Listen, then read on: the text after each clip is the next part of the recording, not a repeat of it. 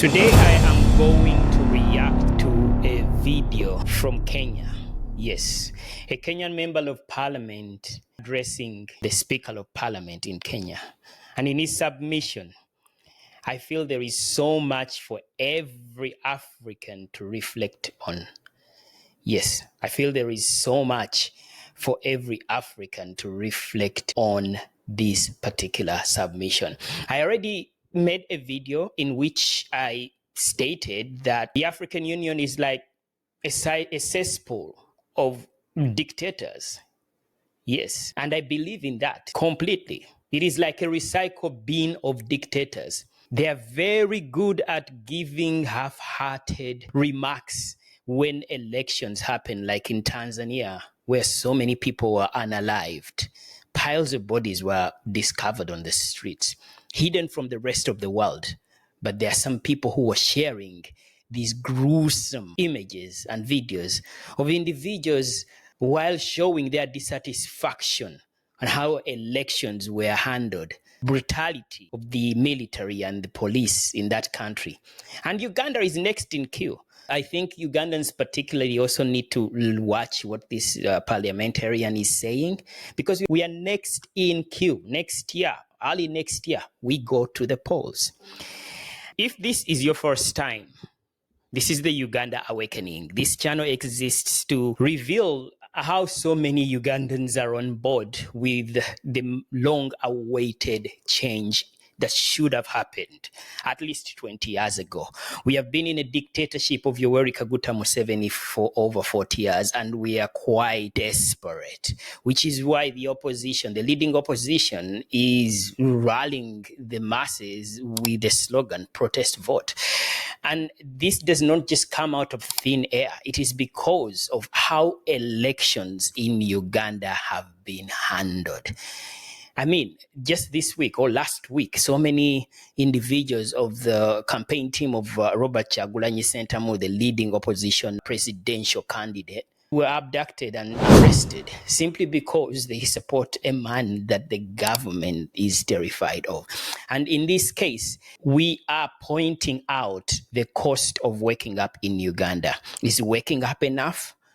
Well, based on the evidence that we have gotten from Tanzania, it does not seem that it is enough because of how much the military that is supposed to protect the people and their property instead is used as a weapon to preserve dictators in power. The African Union is just out there telling us, oh yeah, there were irregularities, while simultaneously congratulating these dictators for winning elections. Make it make sense. Well, let me also remind you, please remember to like, share, and subscribe. We have more people watching these videos than subscribers. It means that there is something that you look for in these videos. All I ask for is that you subscribe, leave a comment, like, so that these videos can be pushed out to more people. This is a message that is not just limited to Ugandans, regardless of the fact the channel is named the Uganda Awakening. As Africans, we need to wake up.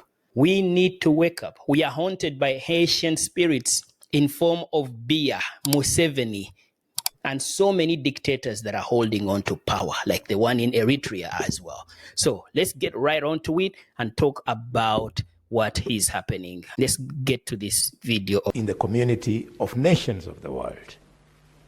Mr. Speaker, I congratulate Senator Catherine Muma for participating in this very important conference together with our colleagues. And because we have no other way we can express some of these things, if indeed IPU was about the greater role of democratizing within communities of the world, I urge the IPU to up their game, to find the strength to speak to African leaders. Speaker, today we are seeing presidential elections in African countries being conducted by the sitting presidents in office who give no role to the electoral commissions in their countries.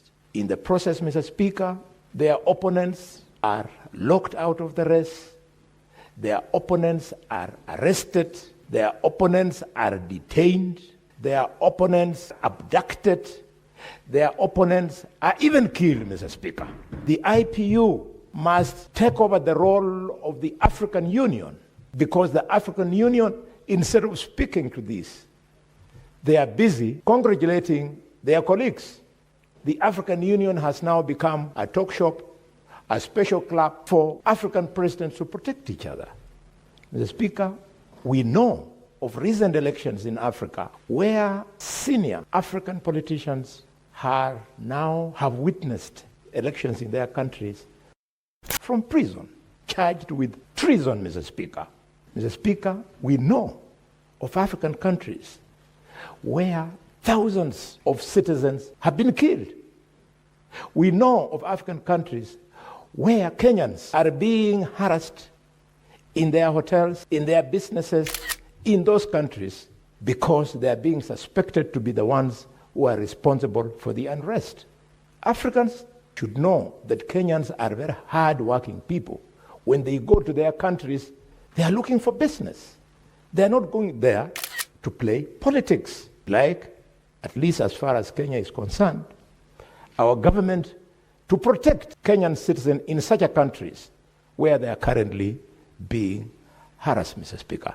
Mr. Speaker, when I see the kind of business that African countries lose because of this instability, I say how I wish the standing orders of Parliament of Kenya could be changed so that we could do substantive debate on this very, very serious issue, Mr. Speaker.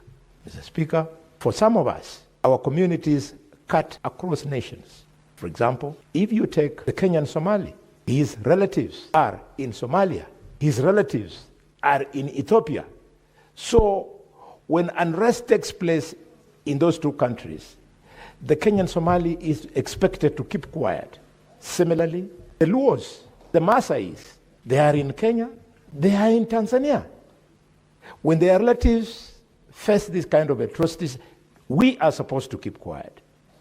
Similarly, the Luyas and Tesos, our relatives are in Uganda. And when these things happen, we are supposed to keep quiet. Maybe we should change standing orders so that African parliaments can boldly debate the nonsense that is going on where the African Union has failed. This is an incredible submission. This is why I say that the African Union is a cesspool of dictators. He has just described it as a talk show. I want to find out what IPU means in full, because he is suggesting that it should take on the role of the African Union.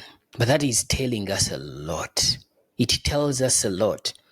The African Union, originally the organization it was AU, organization. I'm trying to remember what OAU in full was, but yeah, you get the point. It was at a time when Muammar Gaddafi was pushing for United States of Africa, and they settled on African Union, evolving from OAU.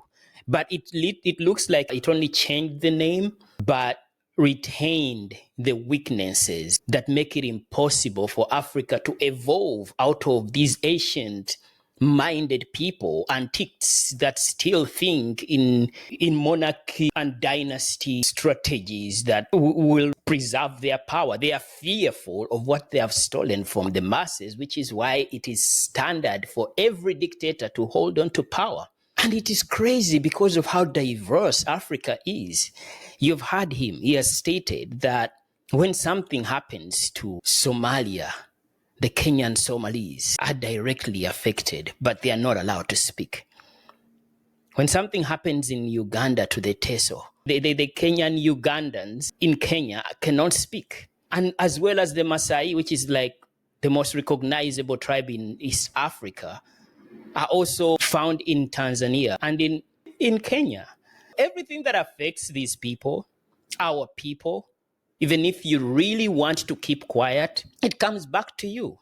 Our silence does not mean that we are safe from whatever is happening to our people. Everything that these people have subjected us to, it shows our weaknesses in legislation. And which is why this gentleman, he's suggesting, I want to address him by his name. He's suggesting that there should be reforms in our parliament debates, and what it prioritizes in this debate for purposes of freeing ourselves from the chains of dictators, calling them out. The parliament should be more empowered. It should not be in the armpits of dictators. So Mr. Kalwale condemned Samia Suluhu's government. He has not mentioned names. He's a standard politician. He has not mentioned names, but whenever he spoke, every atrocity that he has alluded to in terms of how these sitting presidents have taken up the role of the Electoral Commission to the point that they lock up their challengers and implicate them with crimes of treason because they have the audacity. So these people are not supposed to be questioned. Democracy to them is their road or the highway. It's quite laughable, but it is very sad. Africans should understand that our countries have the youngest populations in the world. And if you do the math, I was listening to a political activist who was interviewed on radio, a Nigerian political activist. He was a young man who stated that this business of saying that young Nigerians, the youth, are the leaders of tomorrow should stop immediately because the youth are the majority of the population. So separating the two aspects just for purposes of containing the potential of the youth to take upon these leadership roles, to be prepared, to be aware of what their country needs, is doing a disservice to the entire country because the majority are the youth. Same as Uganda. The majority of the population is the youth. Why do we still have Moses Ali, who is supposed to be in a nursing home contesting for a member of parliament? This man is supposed to be somewhere looking after his grandchildren and enjoying the fruits of his labor. Do you mean to tell me there are so many incapable people in Uganda to the point that no one can challenge Moses Ali? No one can take up the spot of these people who have held on to these positions for so long? And if in case it's the reality, then it's an indictment to how much of our education system has stagnated to the point that it is no longer producing credible leaders that are supposed to take upon the affairs of our country. I salute the Kenyans. They always stand on business. I only feel sad that Musevenism has infiltrated East Africa. I don't remember Tanzania being like this. And I've seen so much of what is happening in Kenya recently when the Gen Z stood up that is also manifesting so much of Musevenism. Could it be a result of how much of these leaders have started pandering towards the dictatorship of Uganda and are now adopting such militarized methods in suppressing the voices of young people in East Africa? I would leave you that question. Let me know what you think about it. Because at this point, East Africa feels a lot more than Uganda than it ever was. And it is very scary because Museveni is pure evil. Believe it or not. Remember to like, share, and subscribe, guys. We will talk until the next video. Cheers.